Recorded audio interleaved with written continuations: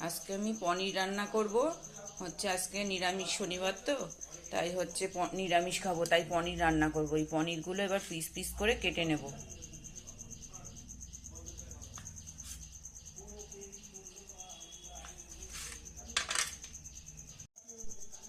তোমাদের কার কার বাড়ি আজকে নিরামিষ? অনেকেই শনিবার নিরামিষ খায়। আজকে আমাদের নিরামিষ। এই যে এখানে আমি টমেটো, আদা, কাঁচা লঙ্কা আর চিনে বাদাম, আমার ঘরে কাজু বাদাম ছিল না, চিনে বাদাম দিয়ে আমি বেটে নিয়েছি। আর এখানে এবার এই পনিরগুলোকে ভেজে নেব। ওই কড়াইতে সাদা তেল দিলাম, আর এই পনিরগুলোকে যে ছোট ছোট টুকরো করে কেটে রেখেছি, এবার এগুলোকে ভেজে নেব।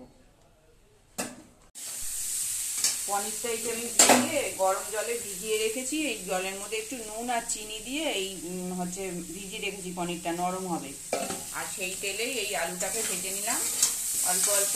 এইবার আলুটাকে তুলে ফেলে মশলা ভাজবো। উপরে তেল দিলাম, দিয়ে গোটা গরম মশলা ফোড়ন দিলাম, আর একটা শুকনো লঙ্কা আর একটা তেজপাতা দিলাম।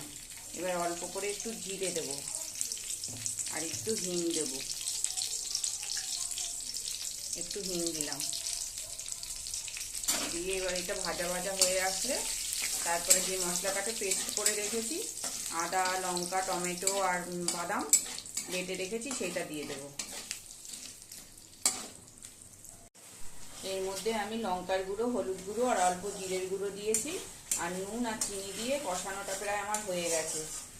এখন তেলটা ছেড়ে দিয়েছে। এবার আমি যে পনিরটা ভিজিয়ে রেখেছিলাম এই যে জলের মধ্যে, আর এই আলুটা দিয়ে দেব। দিয়ে একটু ফুটিয়ে নামানোর আগে ঘি গরম মশলা দিয়ে নামিয়ে দেবো। দেখো, পনিরটা আমার রান্না কমপ্লিট। এইভাবে তোমরা রান্না করে খেয়ে দেখবে, খুব ভালো লাগবে। আর তোমাদের ভালো লাগলে ফেসবুক থেকে দেখলে ফলো করে দেবে, আর ইউটিউব থেকে দেখলে সাবস্ক্রাইব করে দেবে।